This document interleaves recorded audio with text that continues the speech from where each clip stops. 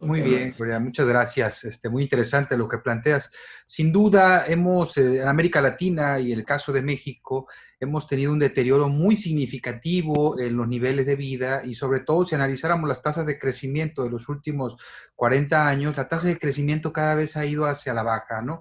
En México, en los últimos 10 años, vemos una tasa de crecimiento de 2.5, 2%, y realmente ese deterioro se percibe en el nivel de salarios que la población, en la generación de empleos que se generan, que son bastante precarios, y eso de alguna forma ha ido deteriorando las economías. En el caso de México ha sido algo muy evidente.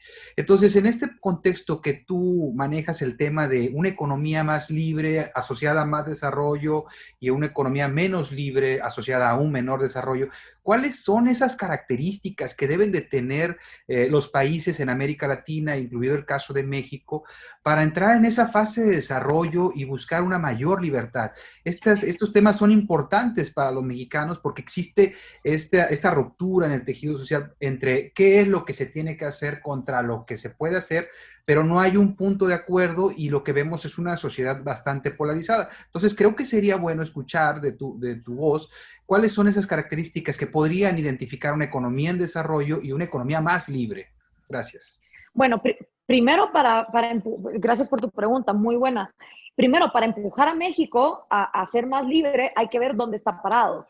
En el índice de libertad económica mundial, con el PRI, o sea, estos son datos del 2017-18, con el PRI, México estaba en el puesto 77.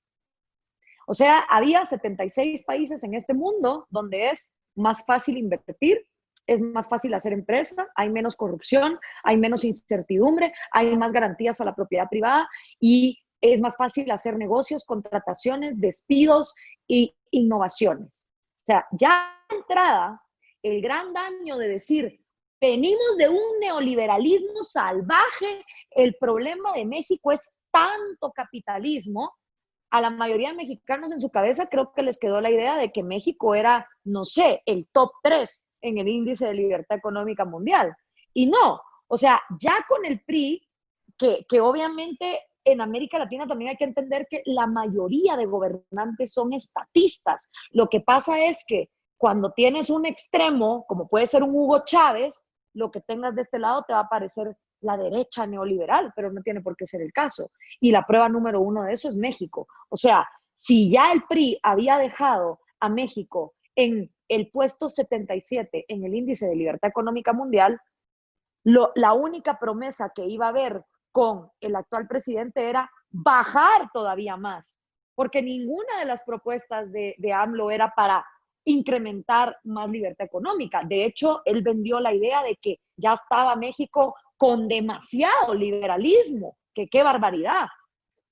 Y en el índice de libertad humana, que es un índice que mide qué tan libre eres tú como individuo para ejercer la religión que te dé la gana o no ejercerla, para ser diverso, México está en el puesto o estaba en el puesto 88.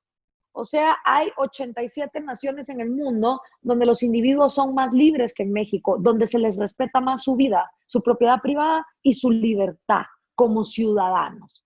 Entonces, eso es lo primero que hay que entender. ¿De dónde venía México y a dónde puede llegar? Que estoy segura que con políticas más colectivistas simplemente se va a seguir desplomando en ese índice a puestos más bajos.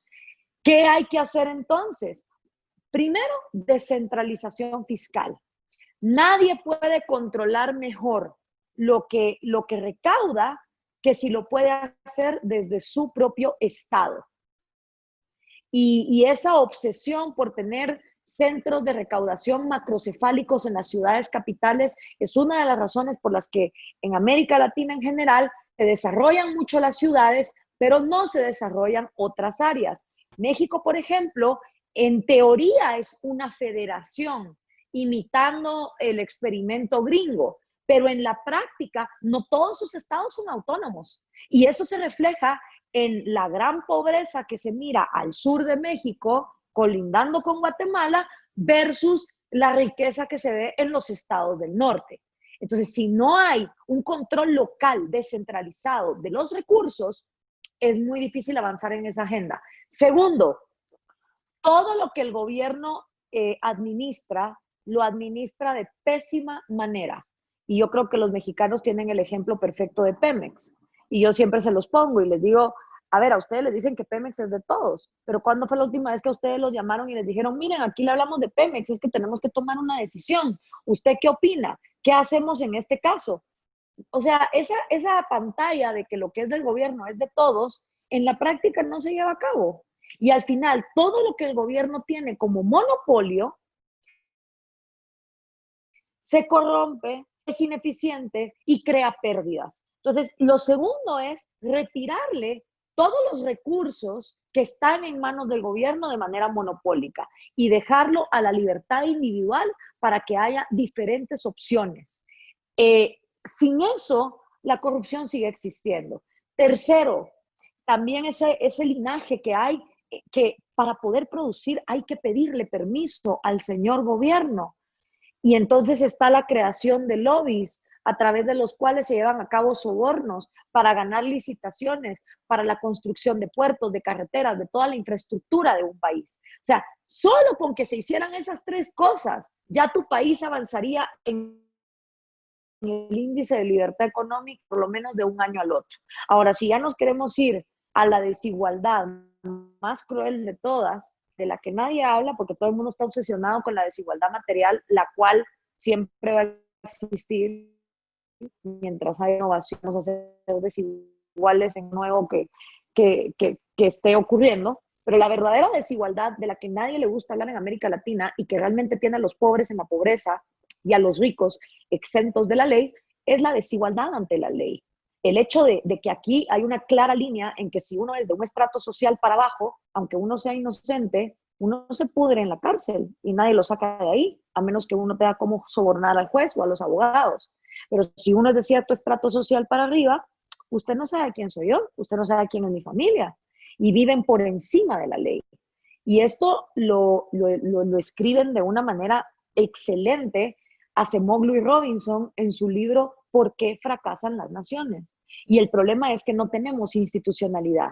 Tenemos una institucionalidad completamente podrida, donde creemos que el gobernante está para ser el banquero y darle permisos a todo el mundo de dónde invertir y dónde comerciar, cuando los gobiernos no están para ser banqueros. Los gobiernos están para garantizar la libertad individual. Y si esos individuos, usando esa libertad, se atropellan entre sí, se estafan entre sí y se matan entre sí, entonces ahí entra el gobierno a poner orden y a poner justicia, independientemente de si estamos hablando del hijo del barrendero o del hijo de Carlos Slim. La ley debería de ser igual para todos, lo cual nunca va a ocurrir mientras utilicemos la ley para hacer privilegios económicos.